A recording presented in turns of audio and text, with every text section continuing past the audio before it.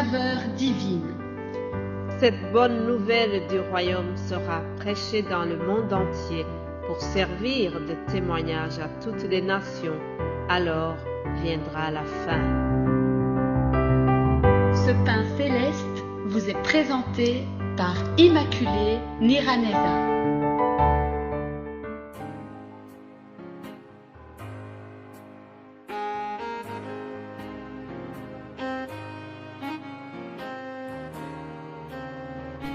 Bienvenue très chers amis à l'écoute de l'émission Saveur divine.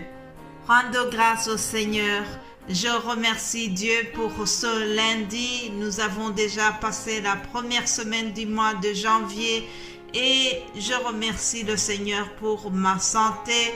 J'espère que toi qui m'écoutes aussi, si tu es en bonne santé, ensemble, rendons grâce au Seigneur pour le souffle de vie qu'il nous accorde aujourd'hui. Alléluia. Commençons notre semaine dans la louange. Vous avez déjà l'habitude de cela. Il faut chaque fois commencer cette émission en louant l'Éternel. Il en est digne, il est digne de louange. Notre Seigneur siège au milieu des louanges et cela, ça lui plaît, ça réjouit son cœur.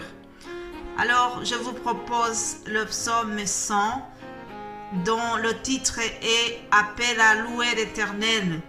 Poussez vers l'Éternel des cris de joie. Vous tous, habitants de la terre, servez l'Éternel avec joie. Venez avec allégresse en sa présence. Sachez que l'Éternel est Dieu. C'est lui qui nous a fait et nous lui appartenons. Nous sommes son peuple et le troupeau de son pâturage.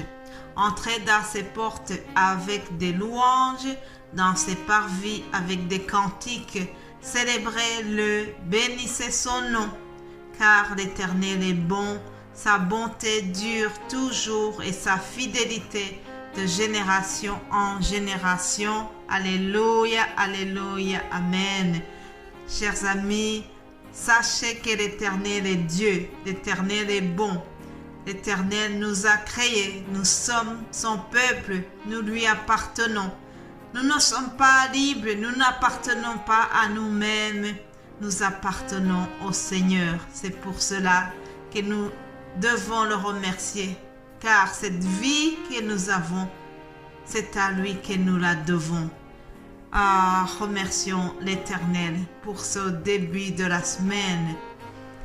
Merci à vous tous qui suivez l'émission, merci à vous tous qui nous encouragez chaque jour. Merci aux frères et sœurs qui partagent des messages dans d'autres langues. Que Dieu vous bénisse abondamment. Vous savez que l'objectif de la saveur divine, c'est agrandir le royaume de Dieu, amener les âmes à Christ. Nous n'avons aucun autre but que celui-là. Alors, si vous m'écoutez et que vous avez la même passion, ensemble, nous allons élargir le royaume de Dieu et pour sa gloire. Alléluia. Comme vous savez, tous les lundis, je vous donne un thème que nous allons suivre durant la semaine. Et pendant cette semaine qui arrive, nous allons parler de la conduite qui plaît à Dieu. Comment mener une vie qui plaît à Dieu?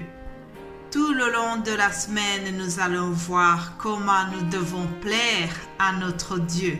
Dans la vie de tous les jours, on cherche à plaire.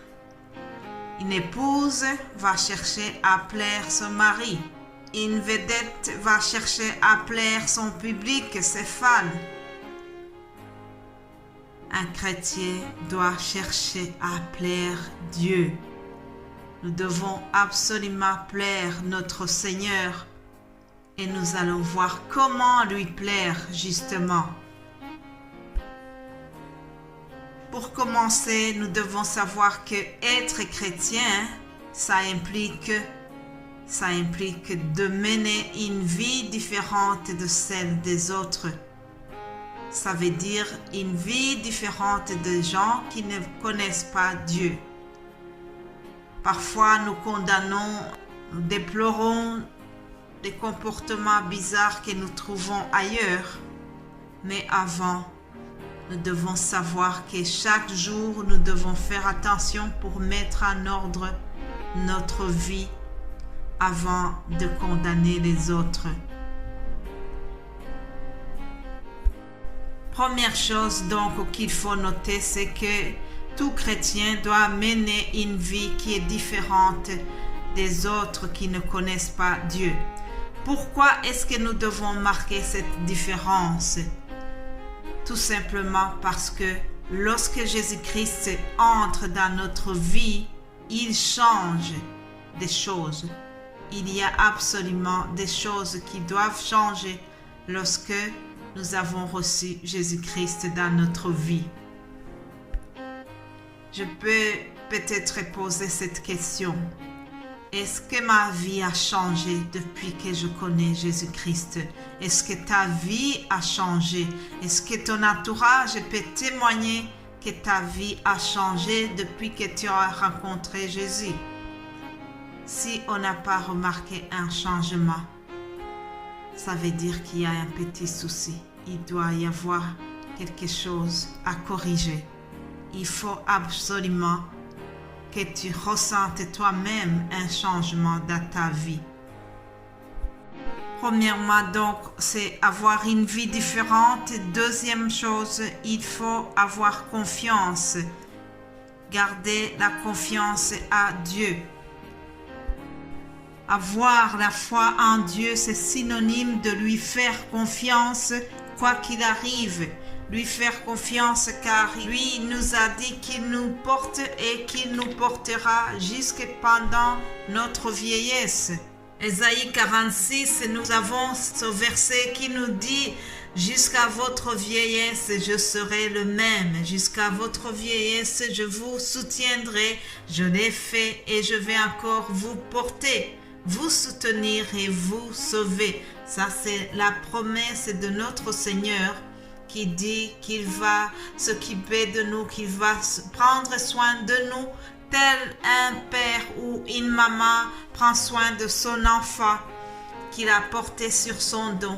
Et c'est la même chose pour notre Dieu. Il nous promet que jusque pendant notre vieillesse, il va se charger de nous, il va prendre soin de nous. Donc nous devons lui faire confiance, ne pas s'inquiéter, puisque il est le Père Céleste, il est le Papa qui prend soin de ses enfants et il va se charger de notre vie. Alléluia. Donc si je suis chrétien, je fais confiance à mon Dieu. Si le monde m'annonce des catastrophes à venir, moi je fais confiance. Je garde la foi même dans des moments difficiles et surtout je déclare les paroles de vie, les paroles de ma foi pour vraiment mettre ma foi en pratique. Lorsqu'on va m'annoncer que le Covid fait rage autour de moi, je déclare que 1000 vont tomber à mon côté et 10 000 à ma droite, mais je ne serai pas atteint. Ça, c'est la parole de Dieu. Psaume 91.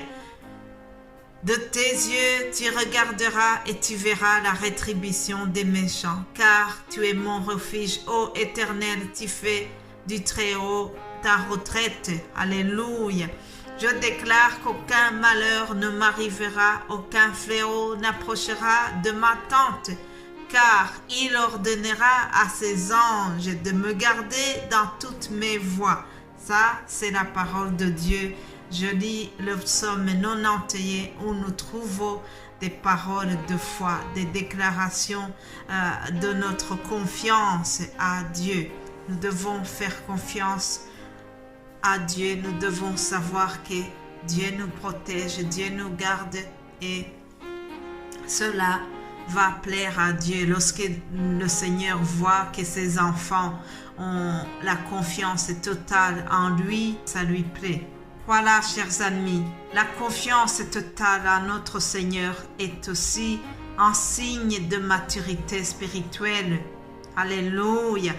Je vais terminer, je vais suspendre ce message pour le moment et demain, nous allons continuer dans la même réflexion Retenez que pour plaire à Dieu, nous devons mener une vie différente des autres. Et deuxièmement, nous devons faire confiance à notre Dieu. Alléluia. Voilà pour aujourd'hui et je continuerai pour la suite.